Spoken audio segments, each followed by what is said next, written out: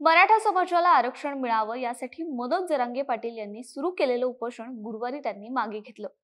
राज्य सरकारला आणखी 2 महिन्यांचा कालावधी देण्यास त्यांनी होकार दिला। मराठा आरक्षणाचा विषय राज्यात पुन्हा एकदा ऐरणीवर आलाय। या प्रकरणी सातत्याने सत्ताधाऱ्यांकडून क्युरेटिव्ह पिटिशनचा मुद्दा पुढे आणला जातो। आरक्षण मिळवून देण्यासाठी राज्य सरकार क्युरेटिव्ह पिटिशनचा पर्याय तपासून पाहतोय। त्यासाठी याचिकाही दाखल करण्यात आली आहे। मुळात ही क्युरेटिव्ह पिटिशन नक्की आहे काय? मराठा समाजाला आरक्षण मिळण्यासाठी त्याचा उपयोग होऊ शकतो का? समजून घेऊयात या व्हिडिओच्या माध्यमातून। राजकारणातल्या प्रत्येक अपडेट्ससाठी सरकारनामाला सबस्क्राइब करा आणि नोटिफिकेशनसाठी बेल आयकॉन प्रेस करा। क्युरेटिव्ह पिटिशन म्हणजे नक्की काय?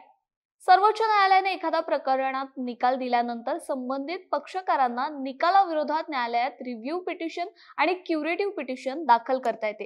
राज्यघटनेतील कलम 137 अन्वये रिव्ह्यू पिटिशनची तरतूद आहे, पण सर्वोच्च न्यायालयाने सन 2002 मध्ये रूपा अशोक हुरा विरुद्ध अशोक हुरा या प्रकरणातील सुनावणीनंतर क्युरेटिव्ह पिटिशन दाखल करून घेत कलम 137 मधील तरतुदींचा अन्वयार्थ अधिक व्यापक पद्धतीने लावला। या प्रकरणानंतर सर्वोच्च न्यायालयात क्युरेटिव्ह पिटिशन दाखल होऊ लागल्या।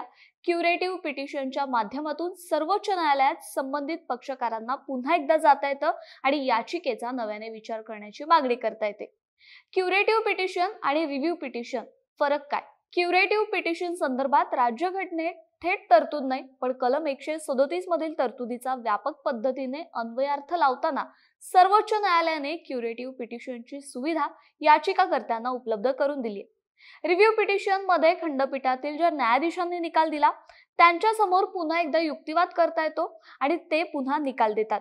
क्युरेटिव्ह पिटिशन मध्ये मात्र सर्वोच्च न्यायालयातील सेवा ज्येष्ठतेनुसार वरिष्ठ असलेल्या 3 न्यायाधीशांसमोर सुनावणी घेता येते। याचिकेच्या सुनावणीसाठी खंडपीठाची रचना करण्याचे अधिकार हे सरन्यायाधीशांकडे असतात। जर मूळ याचिकेची सुनावणी ज्या न्यायाधीशांसमोर झाली ते उपलब्ध असतील तर त्यांच्याकडेही क्युरेटिव्ह पिटिशनची सुनावणी घेता येऊ शकते, पण हे सर्व अधिकार सरन्यायाधीशांकडे असतात। क्युरेटिव्ह पिटिशन कधी दाखल करता येते? मूळ याचिकेवर निकाल दिल्यानंतर 30 दिवसांच्या आत क्युरेटिव्ह पिटिशन दाखल करता येते। नेमका कोणत्या कारणांसाठी क्युरेटिव्ह पिटिशन दाखल करण्यात आली आहे हे याचिकाकर्त्यांना स्पष्ट करावं लागतं। याचिका दाखल करून घेण्यासंदर्भातील निर्णय सरन्यायाधीशांच्या अखत्यारीत आहेत। मराठा आरक्षण प्रकरणात राज्य सरकारने क्युरेटिव्ह पिटिशन दाखल केली आहे का? मराठा आरक्षणावर सर्वोच्च न्यायालयाने राज्य सरकारची फेरविचार याचिका 20 एप्रिल 2023 रोजी फेटाळली होती। त्यावेळी मुख्यमंत्री एकनाथ शिंदे यांनी मराठा समाजाला आरक्षण देण्यासाठी राज्य सरकार कटिबद्ध असल्याचं म्हटलं होतं। मराठा समाजाला आरक्षण देण्यासाठी आवश्यक ते सर्व उपाय केले जातील असं त्यांनी म्हटलं होतं। आरक्षण देण्यासंदर्भात सर्वोच्च न्यायालयात क्युरेटिव्ह पिटिशन दाखल करणे हा एक पर्याय राज्य सरकार पुढे उपलब्ध आहे। त्यानुसार सर्वोच्च न्यायालयात दाखल करण्यात आलेली क्युरेटिव्ह पिटिशन योग्य वेळेत सुनावणीसाठी घेण्यात येईल असं सरन्यायाधीश DY चंद्रचूड यांनी गेल्याच महिन्यात म्हटलंय। या याचिकेवर लवकर सुनावणी घेतली जावी अशी मागणी याचिकाकर्त्यांनी केली होती। मराठा आरक्षण प्रकरणात क्युरेटिव्ह पिटिशन दाखल करण्याचा उपयोग काय होईल? क्युरेटिव्ह पिटिशन मध्ये सर्वोच्च न्यायालयात दाखल केलेल्या याचिकेवर नव्याने सुनावणी घेण्यात येईल आणि राज्य सरकारच्या वकिलांना अधिक नेमकेपणाने आपली बाजू न्यायालयापुढे मांडता येईल। त्याचबरोबर आवश्यक पुरावे आणि नोंदीही सादर करता येतील।